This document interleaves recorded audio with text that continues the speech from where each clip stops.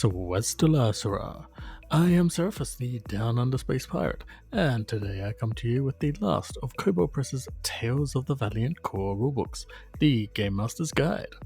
Before we get into it, I will say that I'm using the digital copies of these from the Kickstarter, but I do have the physical copies with me too, and I will try to do a shorts unboxing at some point if I can, but yeah, maybe not.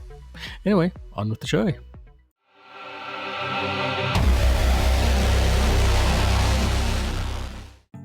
So, the standard cover of the GMG features a posing void dragon, which has become a bit of a staple of Kobold Press's monsters. It really feels like their version of the astral dragons crossed with the stellar dragons. Very cool regardless. Now, normally I don't point out credits, but here I want to call out a few people. Lead designer Celeste Konowich, publisher Wolfgang Bauer, and designer, developer, editor, proofreader, and editorial department Megan Miracle. My special thanks goes out to you, Kobolds, because without you, a mainstay functioning version of the 5ED20 system wouldn't exist.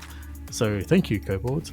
I may never play 5e games again, but if I do, I have your books. Anyway, let's get through this, shall we?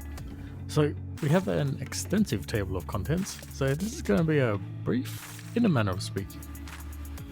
So, we have our introduction, and I want to point out on page 7 the sidebar of tenets of the GM. Facilitate fun, be flexible, be their biggest fan, cultivating listening, stay cool.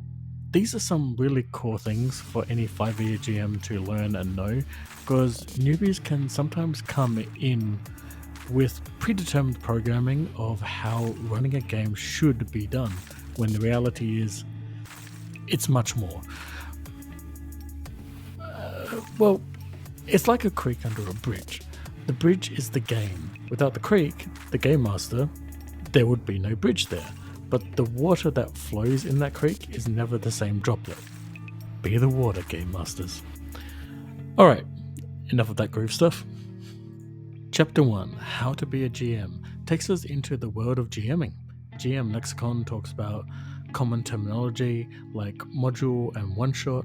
Players and play styles talks about the kinds of players that come to a table. Personally, I don't really like this kind of stereotyping, but hey, everyone likes their boxes. It talks about the actor, the explorer, the inventor, the power gamer, the watcher, and the wildcard.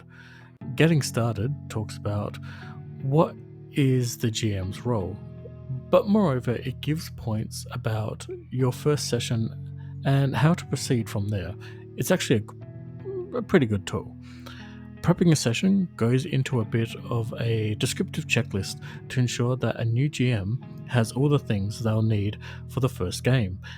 Have you got your notes? Have you got your confirmation from players? Have you got a cheat sheet of encounters and tasks that'll come up, etc.? Oh, and have you got dice? Nothing more embarrassing than the GM who forgot their dice. Running a session explains the ebb and flow of a session, such as narration, collaboration in storytelling, pacing, agency, rule of cool, and wrapping up. All the basics. Basically, I wish here they had sidebarred about the rules don't make the game and how the rule of cool can be used by confrontational players to mess with the game. But for Kobold Press's first go at this, I won't hold them to Monty Cook's experience or attitude. In Chapter 2, Adventures and Campaigns, we get the standard fare about flavors of fantasy. This is your dark fantasy, high fantasy, low fantasy, portal fantasy, science fantasy, sword and sorcery, and weird fantasy kind of stuff. To give quick examples of each in turn, Dragon Age, Lord of the Rings, Arthurian Legends, The Labyrinth, The Dark Crystal, Conan, and the works of Hates People Lovecraft. We're then given the adventure breakdown. A lot of this is as seen originally in the 5e DMG, but presented here more clearly and cleanly. presenting what the tiers and levels for those tiers actually translate to for a GM in terms of adventures. We also get running published adventures and elements of adventures, which provides experienced advice on planning and structuring adventures for the GM. I swear I saw it here before, but I can't find the specific line, or I'm remembering another GM guide. But a solid piece of advice for any new GM is this: an adventure is not a novel. It can be as little as 5 bullet points on a notepad. Unlike a video game, there is no set way a player is forced along a particular way. So never make the story rigid. Only take note of the key marks in the story, such as this NPC has to die, or the players find this item, etc. The how is the way the players tell their story. Lastly, we get a bit about campaigns and connecting them to stories and such. It's all solid stuff. To me it's obvious, but to newer GMs I can understand how invaluable this all is. Chapter 3, World Building, introduces us to the world building basics, and I want to specifically call out the subsection Core Assumptions, where it goes over the points of gods and mortals, here there be monsters, heroes matter, magic is known, and peoples abound, which goes over the basics to consider in your world building. When to build and world building strategies, go over tips and tricks and advice for ways to expand your world as a GM that incorporates it into the narrative of the story. Things as simple as a player wants to be from a culture that's like X, and you being like, well, here's this culture here, and then the player using that as a jumping off point. Things like that. Mapping your world then plays into things like that, also providing some naming and suggestion tables to get you going too. Civilizations brings us a lot of information about the kinds of people, cultures, and nations that will inhabit your world, and how to work out their dynamics between each other. There's some great advice in here for GMs of all kinds. Gods and Religions then takes us into that realm of things. Obviously, this goes through a lot, from divine manifestations to rituals to religious holidays, all good stuff, all stuff I got nothing to say about. In the end, either the progenitor dragons will judge you, or the Fae will. Lastly, we have the creation of the multiverse. Obviously, by this point, we're getting into the advanced shit, so I'm not gonna go all deep into it. I'll pull out now. Chapter 4, Advanced Combat, saves us from the last chapter by telling us about better ways to kill things dead. This really is about battle maps versus theater of the mind, defining measurements for a grid versus abstract maps, and then expanding on combat encounter building with templates. Don't know what a template is? Well, strap on and feel the GMing. Basically, it's about stripping down the core elements of something so that it can be simply applied to something else in a quick, easy, learnable fashion, allowing for more modular variation to all manner of encounters. In this regard, taking the properties of a hive nest, a grove, and the underground to mash up the scene. Now, instead of just another Underdark scene, it's a mushroom grove that's been tainted by dire spiders, and you need to navigate the toxic shrooms releasing poisonous spore clouds to get rid of the spider eggs causing the blight disease. There's also something about mini-boss fights, as well as bodyguards and minions, and how the mechanics work with that, providing examples therein. We also get stuff about setting and terrain into the adventure and combat, and how to GM difficulties for those, as well as special combat scenarios like mass combat or aerial combat. You know, for those of us who have a love of Dragonlance and Eberron, God forbid WotC allow us to recreate scenarios from the War of the Lands or the Last War, respectively. The last aspect really of note here is the variant rules set, which goes over the aspects of bloodied, cold shot, doom, and expanded attacks. In Chapter 5, Advanced Exploration, we start to enter into the more unusual aspects that D&D 5e didn't really go over. Unusual environments, planar travel, air and water travel, and types of dungeons. Like, Did you consider how old the dungeon is?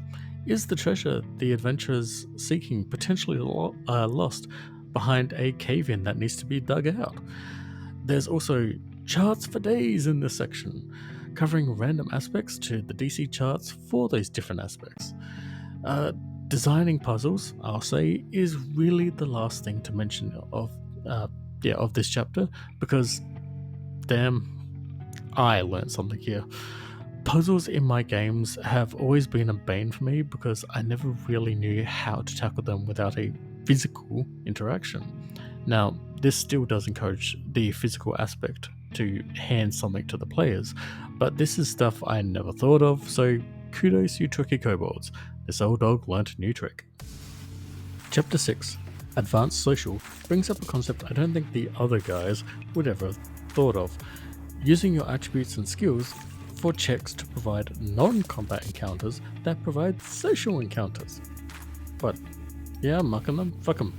We have 7 pages of tables and charts about design and GMing social encounters so that your players actually have to try to turn it into a combat encounter. We then get stuff on faction design as well as templates for factions and examples. Honestly, what the fuck? We're only up to page 124 of some 305 odd pages, and already it's been 1,000 times more useful than the system it's built off of. Anyway, after that, it's additional rules for social encounters. Oh, what? You thought we were just getting base stuff? You dumbass, this is the Kobolds. They've looted everything they've touched over the last 20-something years of being in this industry, and they've not just given you the basics for you to expand off of, but also new additional ideas to consider and build off of too. Don't you just love them, Kobolds? Next up is Chapter 7, Adventuring Options, and now we see how much the Kobolds want you to make the players suffer, because we get rules for curses, diseases, hazards, traps, the severity of those things, the consequences of those things, and all manner of nasty suggestions for various curses, diseases, hazards, and traps. Because, fuck you, now kill the players. Following this, we have, oh my dear Kobolds, are you trying to seduce me? Downtime expanded with crafting magic items? Is that a breakdown? Costs? Mechanics? Tables? Rules for making magic items? Fuck me. And we're only halfway through this book, Kobolds. What more can you do to me? Rules for Dread. Firearms, magic items expanded, rewards, siege weapons, vehicles expanded, and more variant rules? I mean, it's kinky, but I think you peaked. Getting onto Chapter 8, Homebrewer's Toolbox, we get a guide to homebrewing, design rules, character options including lineages, heritages, backgrounds, talents, and subclasses. We also get another section on making magic items. Oh, you naughty kobolds.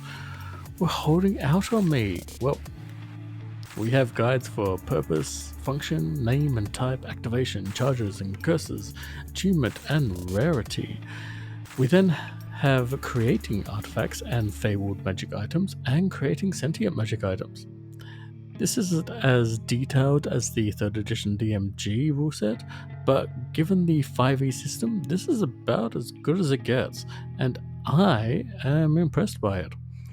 Next is creating new spells, as well as covering magic sources, as well as how to create new dangers like hazards, curses, diseases, and poisons.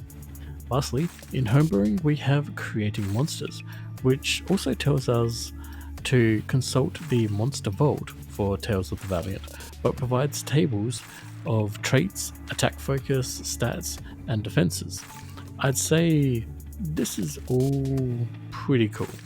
From page 214 to page 245 we have... no fucking way, Kobolds, did you? Oh, I am making a separate video on this.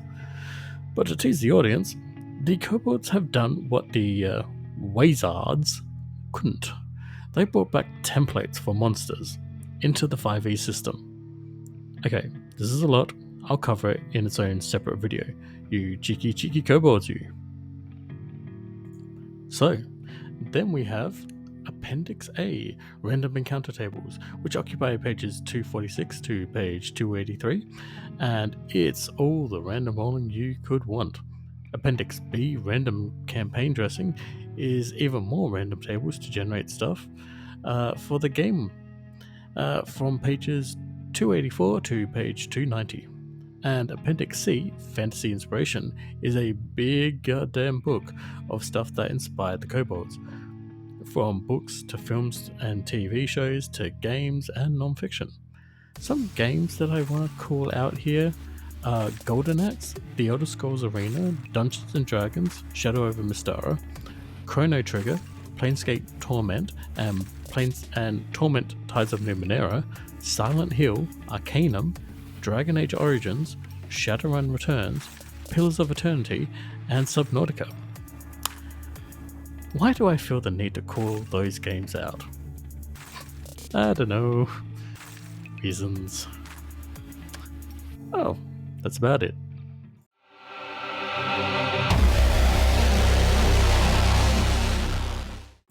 And that's fucking it. That's the Tales of the Valiant Game Master's Guide in a nutshell. So, what's my takeaway from all this? Simple. Would you, as the GM, like to have the mechanical means to know, learn, understand the system you're running, this 5e system? Well, here you actually get it, because a bunch of tricky kobolds decided that they could, in fact, do it better. And in my broke-ass, non-monetized, non-shield, spent almost $1,000 bucks on this company's stuff, taking the chance after becoming so full of hate by the Beach Mage company, spending my hard-earned $bucks to support and buy this stuff during the Kickstarters? Is it worth it? You. Yes, you. Burn your D&D 5e books now and get Kobold Press's Tales of the Valiant books. They are what you should be getting. Trust me. These books are full of all the things I wanted. Mostly. I could use more details about things, but that's my inner Artificer Mechanist right talking. For essentially their first system out of the gate, Kobold Press gets the Platinum Award. Fuck gold, it's not good enough.